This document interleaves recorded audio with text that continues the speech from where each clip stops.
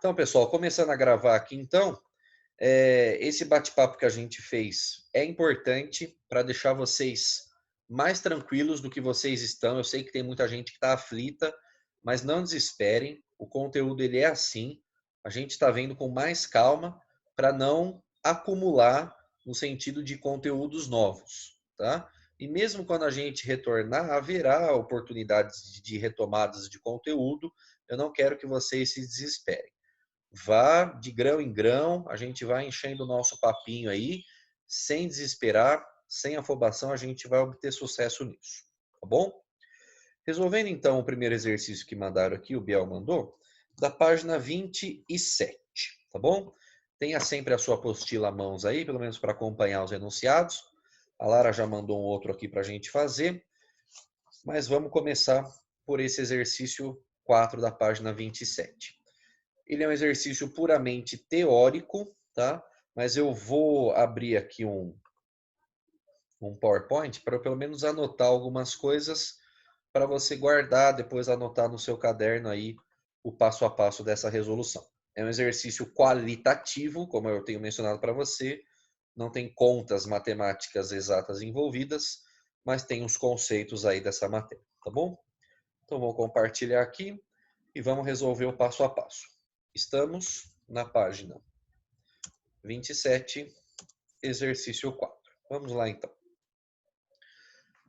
Considere as afirmações a seguir a respeito das transformações termodinâmicas de um gás real de baixa densidade e temperatura elevada. Bom, só para dar um contexto.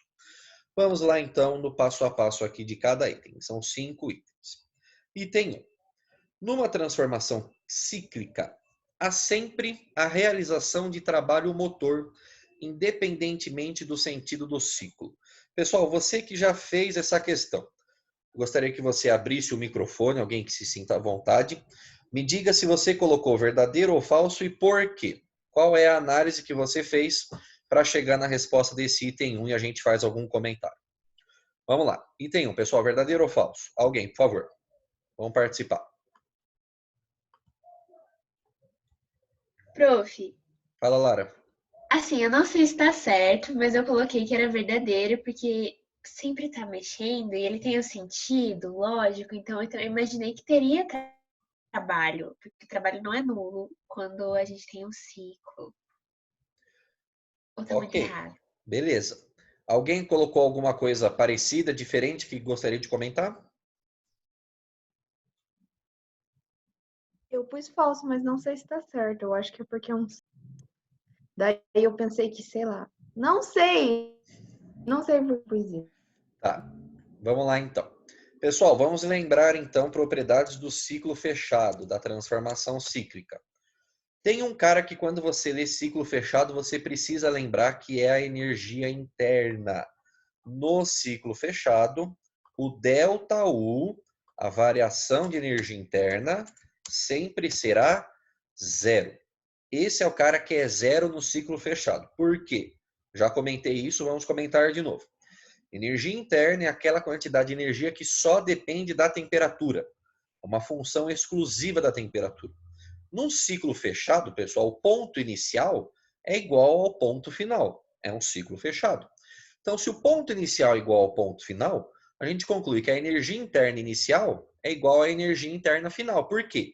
Porque a temperatura inicial é igual à temperatura final, certo? Como é o mesmo ponto, as variáveis de estado são as mesmas. Temperatura inicial igual à temperatura final, então energia interna inicial igual à energia interna final. Portanto, ela não varia. ΔU igual a zero no ciclo fechado. Isso precisamos lembrar. Ainda no ciclo fechado, pessoal, a gente tem que avaliar o trabalho. O trabalho no ciclo fechado não é igual a zero. Quem é igual a zero, ΔU. O trabalho no ciclo fechado pode ser tanto positivo, como pode ser negativo. E o que determina o sinal do trabalho é o sentido do ciclo. Já comentamos isso. Quando o ciclo estiver no sentido horário, o trabalho será positivo.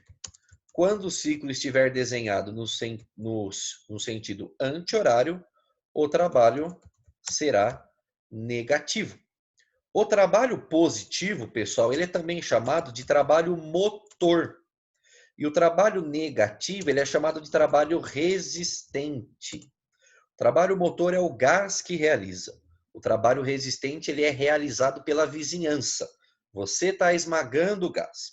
Então, por isso que a primeira afirmativa está falsa. Porque olha o que ele fala. Numa transformação cíclica, há sempre a realização de trabalho. Se tivesse escrito há sempre a realização de trabalho, isso está certo. Mas ele fala que há sempre a realização de trabalho motor, independentemente do sentido. Isso está errado. O trabalho motor só vai acontecer quando o sentido do ciclo for horário. Ok? Então, por isso que a afirmativa 1 está errada. O sentido do trabalho, o sentido do ciclo, vai determinar o sinal do trabalho. Tudo bem? Entendemos por que o item 1 está falso? Tranquilidade? Está aqui, então. Item 2. Numa transformação isotérmica, o produto da pressão pelo volume permanece constante, portanto, sem a realização de qualquer trabalho. Então, vamos por partes. Transformação isotérmica. O próprio nome já deixa a gente lembrar que a temperatura será constante. Isotérmica, temperatura constante. Vimos lá, pessoal, a equação lá do pivete. Lembra lá do pivete? P1V1 dividido por T1 igual a P2V2 dividido por T2, que a gente viu lá no módulo 1. Porém, quando a temperatura for constante, o que isso quer dizer? Que o T1 vai ser igual ao T2. Concorda comigo? Se esses caras são iguais, eu posso cancelar dos dois lados da equação. Então, na transformação isotérmica, que foi algo que a gente abordou no slide da teoria lá do módulo 1, o produto P vezes V, ele é constante, ele não muda. P vezes V do começo é igual a P vezes V do fim. Então, essa parte do item 2 está certa. O produto da pressão pelo volume permanece constante. E isso está certo. Só que ele não terminou de falar. Ele fala que não houve a realização de qualquer trabalho. E isso está falso, pessoal. Porque o trabalho nulo, ele acontece quando não há variação de volume, que é a transformação isovolumétrica. Na isotérmica, acontece trabalho. O que não acontece trabalho é na transformação isovolumétrica. Ok? Então, é essa parte do enunciado que está errado, deixando a afirmativa 2 também falsa. Entendemos o que aconteceu, pessoal? Isotérmica, temperatura constante, o ΔU é igual a zero, se a temperatura é constante. Na isovolumétrica é que o trabalho é igual a zero. Então, deixou a afirmativa 2 falsa. Ok? Tudo bem? Professor, Oi, pode falar, Hanna. então se no ciclo fechado ΔU é igual a zero e quando tem temperatura constante, U é igual a zero, ciclo fechado, temperatura constante? Isso. No ciclo fechado, se você considera o ciclo como um todo, o ΔU é igual a zero. Às vezes, dentro do ciclo, né, você vai ter, obviamente, transformações isoladas. Se você pega uma transformação isotérmica isolada, e ela não vai transformar num ciclo, né? É só aquela transformação sozinha, essa transformação sozinha, o ΔU igual a zero. Num ciclo fechado, ciclo completo, ΔU também é igual a zero. Então, a primeira lei da termodinâmica, ela pode avaliar duas coisas. Ela pode avaliar o ciclo completo, como ela pode avaliar as transformações isoladas, cada uma na sua. Às vezes, essa análise pode ser necessária para resolver algum exercício. Tá bom? O Wilde mandou aqui para mim no bate-papo. Professor, se tiver um gráfico onde tem 2 pontos e ocorre uma variação de pressão, tá? E uma alternativa falar que a transformação for isotérmica. Dá para descartá-la devido à temperatura ser proporcional à pressão? Ou o volume pode manter os dois valores semelhantes? Tá, é assim. Quando tem alguns gráficos, por exemplo, ó, o gráfico da questão 3. Olha o gráfico da questão 3, dessa mesma página que a gente está. Do ponto 1 para o ponto 2, mudou a pressão. Do ponto 2 para o ponto 3, também mudou a pressão. Só que do ponto 1 para o ponto 2 não mudou a temperatura. Do ponto 2 para o ponto 3 mudou a temperatura. Então, realmente, quem vai mandar nessa análise é o produto PV. Se PV multiplicado não mudar, quer dizer que a temperatura não mudou. Eu posso aumentar a pressão, mas daí se na mesma proporção eu diminuir o volume, quer dizer que a temperatura ficou constante, né? Então essa análise pode ser necessária para a gente resolver aí se o gráfico tem se os pontos têm temperatura constante ou não. Quem manda é esse carinha aqui, ó, produto P vezes V, tá? Não sei se eu respondi a sua pergunta, qualquer coisa dá um toque aí que a gente responde de novo, tá? Beleza. Vamos voltar aqui para a nossa questão, item 3. Numa transformação adiabática, parou, pessoal. Adiabática, a gente viu na teoria que o calor trocado é igual a zero, ok? Calor é igual a zero. Então vamos terminar de ler. O calor trocado, recebido ou cedido é sempre nulo. Essa parte está certa. É a definição da transformação adiabática. O calor é igual a zero. E, portanto, não há qualquer variação de temperatura no sistema. Ô, pessoal, aí é falso, né? Nós já vimos, pessoal, que calor e temperatura são grandezas diferentes, né? Diferente de temperatura. Não é porque o calor é igual a zero, não quer dizer que a temperatura vai ficar constante. Aliás, a gente mostra isso pela primeira lei da termodinâmica. Vamos montar a primeira lei juntos aqui, ó.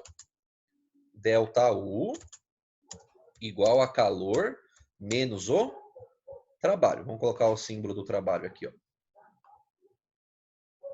Aqui. Q menos tal, certo? Então, na adiabática, o calor é igual a zero, certo? Então, agora você vai copiar a primeira lei colocando o calor é igual a zero. Então, como é que vai ficar? Delta U é igual a menos o trabalho.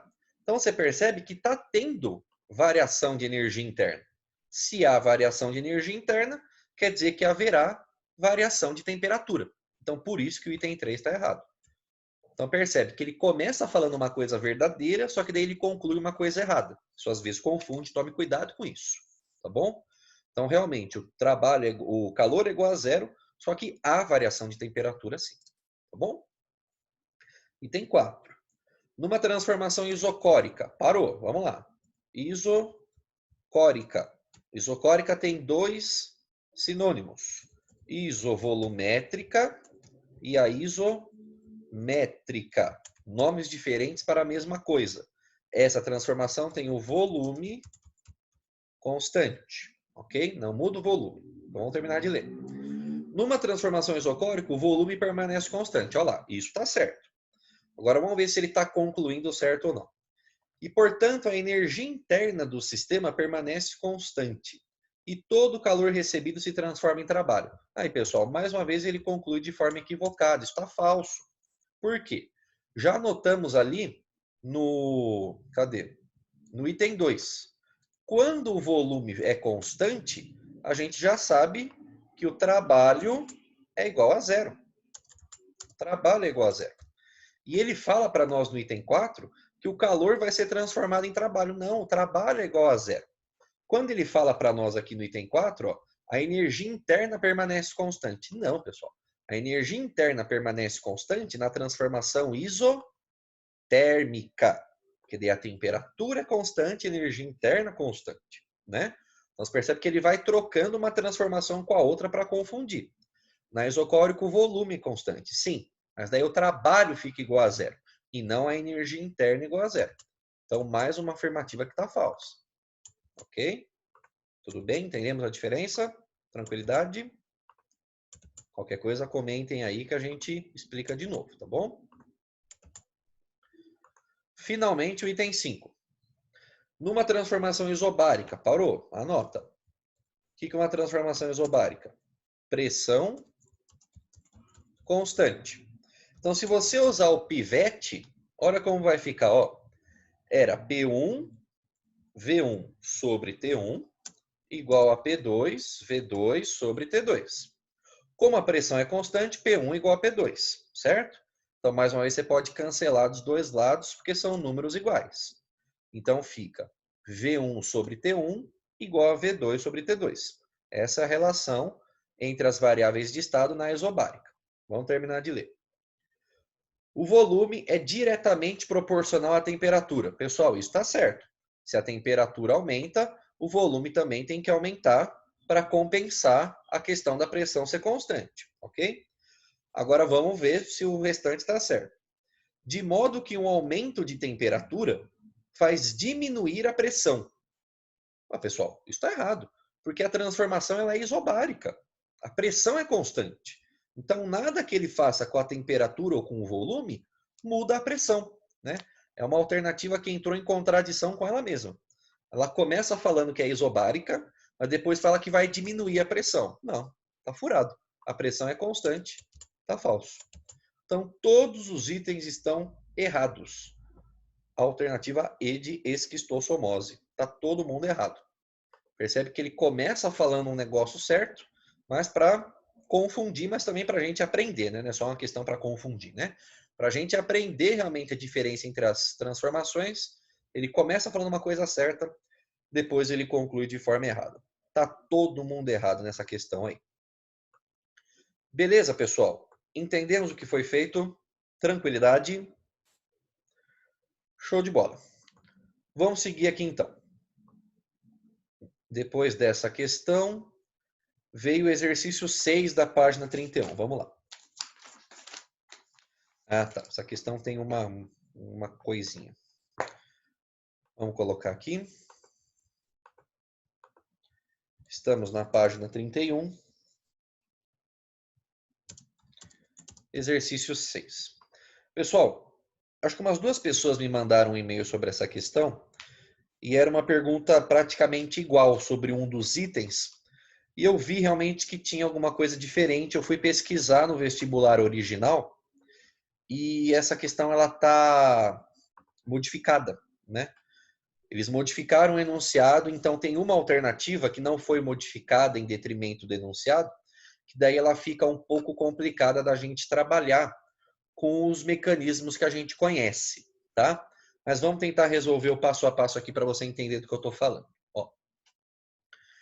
Considere 4 mols de um gás ideal. Toda vez que você lê gás ideal, entenda que você já pode usar a equação dos gases ideais, lá a equação de Clapeyron, PV igual a nRT, tá bom? Inicialmente, pessoal, esse gás está a 2 graus Celsius e ele vai descrever um ciclo conforme a figura. O ciclo ABCD. Espero que você tenha aí, esteja com a apostila para você acompanhar a ideia. Então, o AB é uma expansão isobárica, né? Ele aumenta o volume e deixa a pressão constante. Do B para o C é uma transformação isovolumétrica, o volume fica constante, só que ele diminui a pressão. E do C para o A, do C para o D primeiro, né?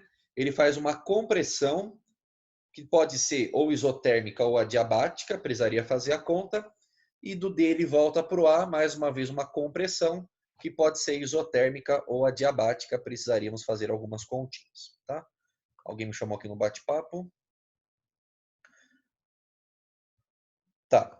Vamos tentar resolver o passo a passo para ver se essa sua dúvida melhora, tá bom, Hanna? Vamos ler junto aqui, ó. Ele deu a constante universal dos gases, 0,082, deu a conversão de uma atmosfera C10 a quinta Pascal, coisa que a gente aprendeu lá no bimestre passado. E agora vamos ler o passo a passo aqui. Percebe de novo que cada alternativa ele te dá uma questão para você resolver, né? Um enunciado, vamos dizer assim, diferente. Item A. O sistema apresenta energia interna máxima no ponto D. Então vamos relembrar. Já comentamos. Energia interna só depende da temperatura. Temperatura. Ou seja, quanto maior for a temperatura, maior será a energia interna. Então, como ele fala que a energia interna no ponto D é máxima, eu preciso saber se a temperatura no ponto D é a maior que a gente tem em relação a todos os pontos. Então, vamos calcular a temperatura no ponto D, utilizando a equação de Clapeyron, e vamos calcular de algum outro ponto. Se eu já descobri uma temperatura que for maior do que a do ponto D, essa afirmativa já está errada, ok? Então, vamos lá. PV igual a nRT. Vamos correndo que já faltam 10 minutos para a gente terminar.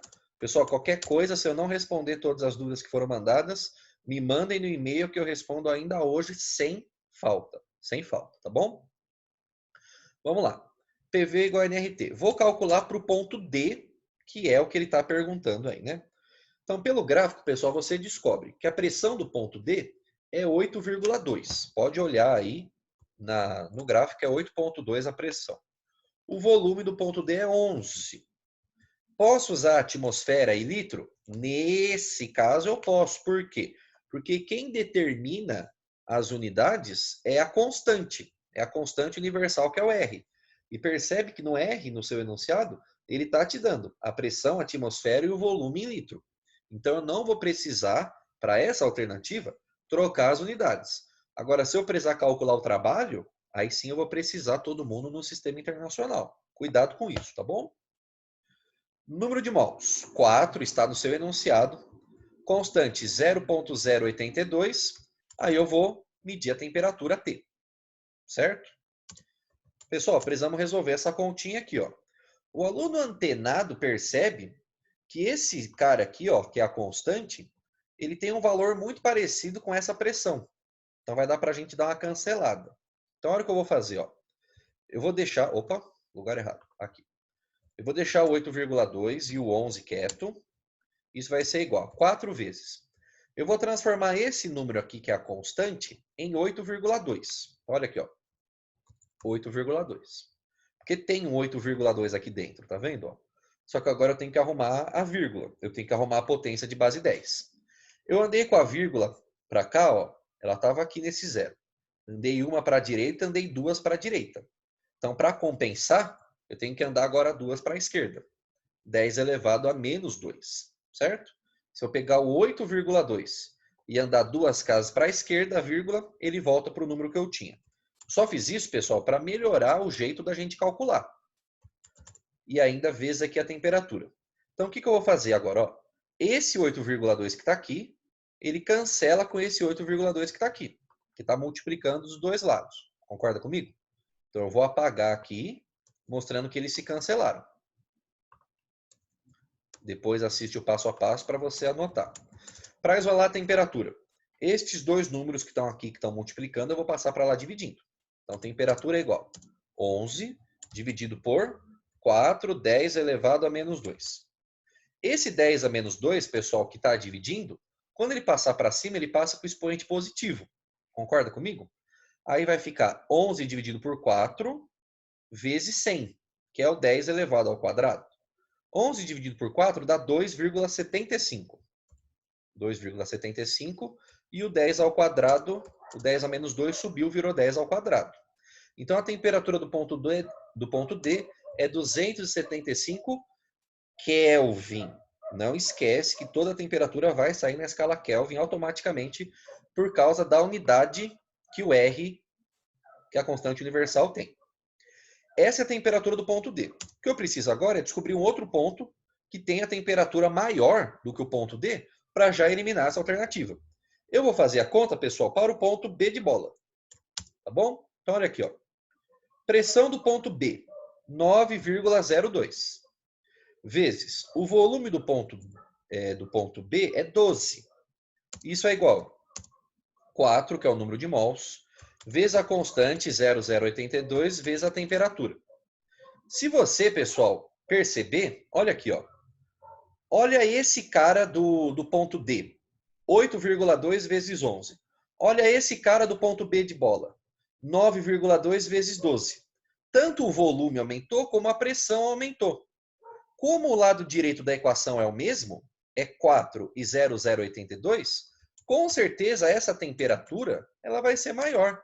Temperatura do ponto B maior que a temperatura do ponto D, por causa desse carinha que é o PV. Quem manda, pessoal, no cálculo da temperatura é o PV. Se o PV do cara for maior, produto, pressão, volume, a temperatura também vai ser maior. Tá? Então, como o PV do ponto B é maior que o PV do ponto D de dado, com certeza a temperatura dele é maior. Então, a gente conclui que a energia interna desse ponto é maior, porque é uma função exclusiva da temperatura. Então, isso deixa a alternativa A errada, porque ele fala que o sistema apresenta energia interna máxima no ponto D. Isso está errado. A gente já descobriu um ponto que tem temperatura maior. Então, vai ter energia interna maior, tá furado. Tudo bem? Alguém me chamou aqui no bate-papo? Só tem mais 4 minutos. Eu acho que não vai dar tempo de resolver, mas eu vou dar pelo menos... Então eu vou fazer o seguinte, ó. Eu vou gravar um passo a passo desse exercício, vou mandar para vocês, juntamente com a aula gravada, com a aula de hoje, com essa aula aqui que a gente está tendo, no eClass de hoje, tá? Eu vou subir hoje à tarde, logo depois do almoço, esse vídeo para o YouTube, lanço para vocês no eClass o link e coloco um passo a passo desse exercício com calma para eu não precisar fazer correndo aqui em 4, 3 minutos. Faço o passo a passo desse exercício que nem eu fiz na aula de ontem. Coloco o enunciado, vou fazendo item por item, passo a passo, para você acompanhar. Pode ser assim? A Hanna pediu 10 também? Dessa mesma página, Hanna? Da página 31? Da página 29? Ah, tá. Tudo bem. Eu ponho sim, não tem problema. Vou resolver esses dois, então, num slide, passo a passo, bem com calma, que nem eu fiz na aula de ontem. E aí eu lanço para vocês no eClass hoje à tarde, eu edito lá. Com o link dessa aula gravada e com esses dois exercícios passo a passo, prometo que eu faço isso para vocês. Porque eu acho que não vai dar tempo de resolver esse carinha aqui, mais 4 itens, né, em 3 minutos. A gente não precisa fazer correndo. Tudo bem? Combinado assim, então, pessoal? Beleza. Bonitezas, a gente vai encerrar então. Mando esses dois. Qualquer coisa, permaneço à disposição por e-mail como sempre. Dúvidas particulares aí, problemas de vida, qualquer coisa a gente está à disposição como sempre, tá bom? Beijo no coração de vocês. Fiquem com Deus. Qualquer coisa, dá um toque. Estamos à disposição, tá bom? Hashtag S2, se cuidem. Muitas saudades de vocês. E eu mando 4 também, tá bom, Lara? Vi que você mandou aqui. Não vou esquecer. Tchau.